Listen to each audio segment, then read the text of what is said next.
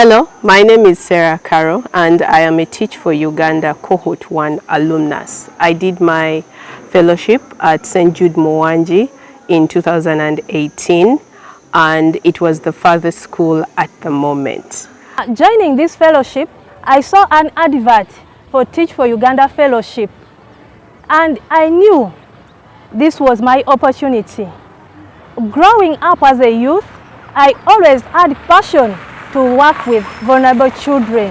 Teach For Uganda was looking at improving learning outcomes in numeracy and literacy of the most vulnerable children or under-resourced community children. And that's what I had also seen in my life. The biggest purpose for my joining the fellowship, one, was I wanted to see firsthand for myself the challenges that children in rural schools face. After I had been blessed with the statistics that 7 out of 10 children could not read a grade 2 story, I was really curious about that. And the purpose takes us to that level where you know what exactly you want to do and how you want to do it and the result of what you want to do it. But most importantly, I wanted to cause change, make an impact to this challenge that we had as a country. And I worked towards, coming to the fellowship and making sure that I am part of the change of such a big challenge that we had. To me, this was a calling and a fulfillment of my contribution to my country as a young leader. It wouldn't make sense me watching very many young people who have a very bright future deep down in the communities of Mayuge not attended to someone who has been through this system. One key lesson I learned in the fellowship is out of fellowship doesn't mean out of service. The community I serve, they lack valuable information. Now, if I'm to leave the fellowship, these people not get the valuable information they need.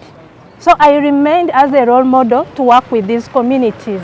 You would not stay somewhere and tell a story of a poor person, of a child walking 8 kilometers to school one way, of a child who is starving the whole day, of a child like such situations, of families that can stay without meals for 2 days. It is unimaginable in other spheres of the world.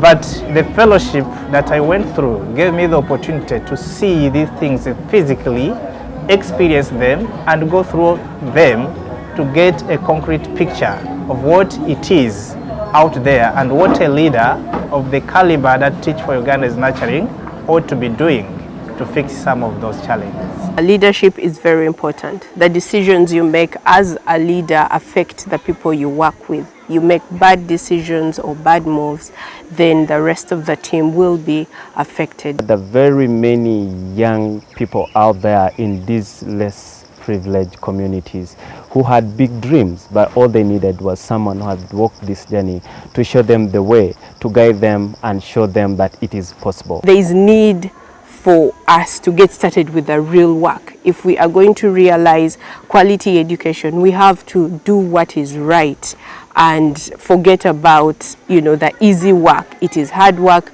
and it is very important. I'm very delighted in the moment that I've made some contribution in the different capacities at the organization, Teach For Uganda, but I'm also hopeful that I'm limitless. There are things I couldn't have realized about myself as a young leader if I had not joined the Teach For Uganda Fellowship. When I went to the communities, I discovered that, I was passionate about climate education and leadership. And it's through that I've been able to implement a double global award-winning climate project, first as a fellow, and also joining Teach For Uganda's staff and still pushing climate leadership has moved me into the biggest of global conferences and platforms as a speaker, something I don't believe if I hadn't done this fellowship, I could have discovered about myself. In the next 5 years, I envision myself as an education entrepreneur. I would love to start model schools in different communities. These shall be schools that provide holistic quality education, talk about extracurricular activities, music, sports, and so many other things, but also on academics that are informed by what society and the world wants our children to have now. It has now opened my path to social entrepreneurship, and in the 5 years I look at myself as an iconic climate leader globally, but also on the African continent, a journey that I've already started through the Pan-African Climate Education Network that connects over 14 countries now of young outstanding climate educators across the continent who are advancing access and also capacitating their communities, children, and organizations into fostering climate leadership and education. In the next 5 years, I look at myself as the woman member of parliament for Moyo district, and this is the promise I made when I was joining fellowship. So the fellowship has empowered me with all the skills. I've worked with people, I've worked with community, I've mobilized. I have now understood what it takes to become what I want to become. I see myself in the next years taking charge of other organizations, leading other spaces, leading my own initiatives.